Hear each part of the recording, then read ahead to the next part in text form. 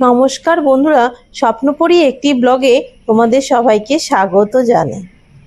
আজ যে ভিডিওটা দেখছো এটা কিছুদিন আগে যে ঝড় হয়ে গেছে আমাদের এখানে, তারপরের ভিডিওটা। মনে হলো ঝড়ের পরে গাছগুলো কেমন আছে সেগুলো তো আপডেট দিয়ে দিই। এছাড়াও যে আমার বাগানে ঝড়ের জন্য একটা নতুন গাছ আমরা কালেক্ট করলাম, আর আমার ছাদ বাগানে একটা নতুন গাছ বেড়ে গেল, সেটাও দেখাবো।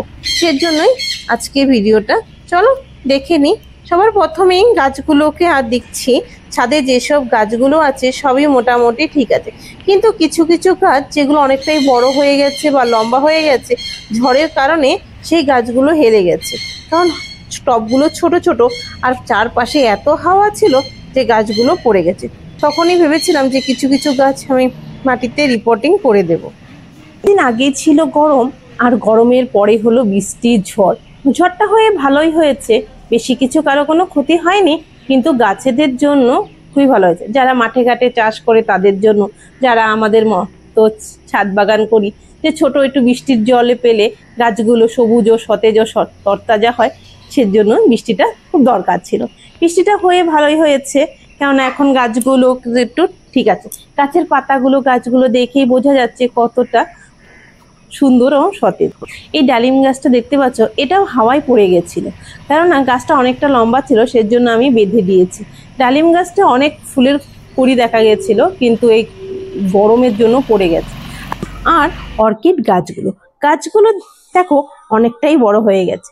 তোমরা যারা আগে আমার ভিডিওটা দেখেছো তারা অবশ্যই জানো যে অর্কিড গাছগুলো কতটা ছোট ছিল। কিছুদিন আগে এত গরম ছিল যে গাছগুলো ভীষণ ড্রাই হয়ে গিয়েছে, কিন্তু এখন আমি গাছটা এমন একটা শেডের জায়গায় রেখেছি যাতে গাছগুলো ময়শ্চারাইজার ধরে রাখে। আর বৃষ্টির জল বরাবরই অর্কিডের পছন্দ। দেখো ক্যাটেলিয়া, কিছুদিন আগে ক্যাটেলিয়াগুলো এনেছিলাম, সেটা লাগিয়েছি। দেখো গাছগুলো এখন ঠিক আছে। আমার বাড়িতে আসার পর গাছগুলো আমি শুটো দেখতে পাচ্ছি নতুন। যেহেতু আমি ফুল শুদ্ধ গাছ কিনেছিলাম, সেজন্য আশা করছি নেক্সট ইয়ারে আরো বেশি পরিমাণে অর্কিডের ফুল পাবো। আমার ছাদ বাগানে ফুল ফলের সাথে সবজি গাছও লাগিয়েছি। এটা হচ্ছে পাট শাকের গাছ, ট্রের মধ্যে লাগিয়েছি। আর এই গাছগুলো দেখতে পাচ্ছ, কিছু এই গরমের জন্য গাছগুলো অনেকটাই ড্রাই হয়ে গেছিল, কিন্তু আশা করছি যেহেতু বৃষ্টি হয়েছে, ঝড় হয়েছে, আর গাছগুলো ঠিক থাকবে। এই যে পদ্ম গাছটা দেখতে পাচ্ছ, এটা দুটো পদ্ম। এর আগের ভিডিওতে দেখিয়েছিলাম সাদা পদ্ম, কিন্তু একই রকমের ফুল ফুটেছে গোলাপি। দুটো গাছ একই রকম, কিন্তু ফুলের কালার আলাদা। এর আগে গাছটা যে সদাপদ্ম ছিল সেটা হচ্ছে দুটো ফুল ফুটে গাছটা আর ফুটলো না, কিন্তু এখন দেখতে পাচ্ছি যে গোলাপিটাও দুটো ফুল ফুটবে। একটা যেহেতু ফুলটা অনেকটাই ফুটে গেছে, আরেকটা কড়ি দেখা যাচ্ছে, আশা করছি আরো ফুল পাবো গাছগুলোতে। দেখতে খুব ভালো লাগছে, এত সুন্দর একটা মিষ্টি কালার পদ্ম ফুল। ছাদে গেলে অটোমেটিকই মন ভালো করে যায়।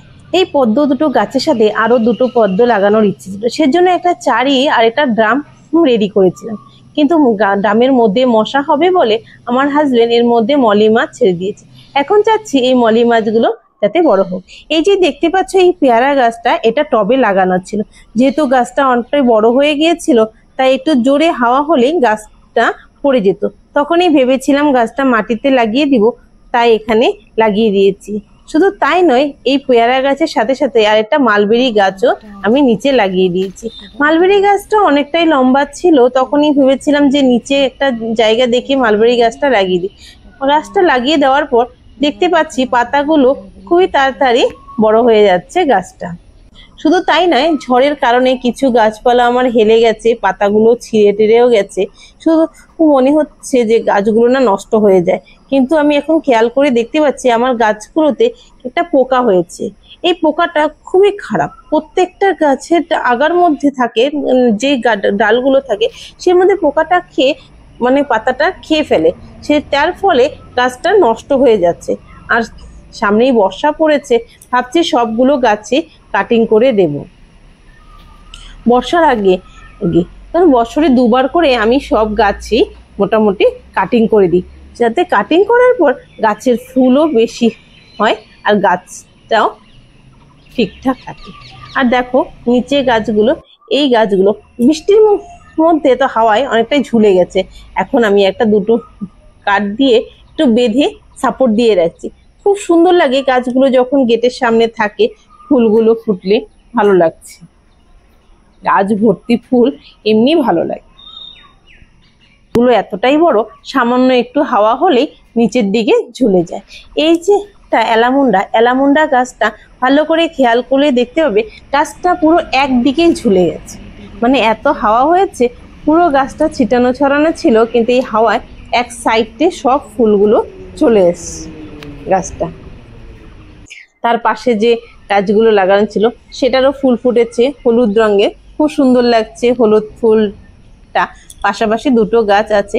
আর এই বর্ষার আগেই আমার যে পদ্ম গাছটা ছিল, পদ্ম গাছটা এতটাই বড় হয়ে গিয়েছিল যে আমি ফুল পাড়তে পারিনি, তাই গাছটা অনেকটাই মিলিবাগ ধরেছে, সেজন্য এটা পুরো ছাঁটাই করে দিয়েছি। একদম কাটিং করে ছোট ছোট একটা দুটো ডাল রেখেছি। তোমরা থাম্বনেলে নিশ্চয়ই দেখেছো। এই গাছটা কিভাবে আনলাম সেটাই তোমাদের পুরো ব্যাপারটা বলছি।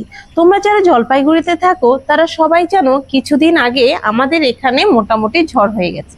প্রতিদিনকার মতো আমি আর আমার হাজবেন্ড সকালে হাঁটতে বেরিয়েছিলাম।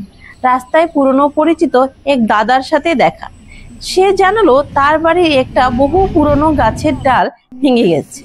সেই ডালে ছিল কিছু আগাছা জাতীয় গাছ, তাতে সুন্দর ফুল ফুটে আছে, কিন্তু দাদা জানতো না সেটা কি ফুল। তবে দাদা এটা জানতো আমি ফুল খুব পছন্দ করি, তাই দাদা আমাকে যেতে বলল গাছটা দেখার জন্য। আমি গিয়ে দেখে অবাক হয়ে গিয়েছিলাম, যেটা একটা অর্কিড গাছ, কিন্তু আমি ঠিক জানি না এটা কি অর্কিড। তোমরা যদি জেনে থাকো তাহলে অবশ্যই আমাকে কমেন্ট করে জানাবেন। আজ ভিডিওটা এ পর্যন্তই। নেক্সট ভিডিওতে দেখাবো গাছটা আমি নিয়ে কি করলাম। আর ভিডিওটা ভালো লেগে থাকলে লাইক, শেয়ার এন্ড সাবস্ক্রাইব অবশ্যই করবে।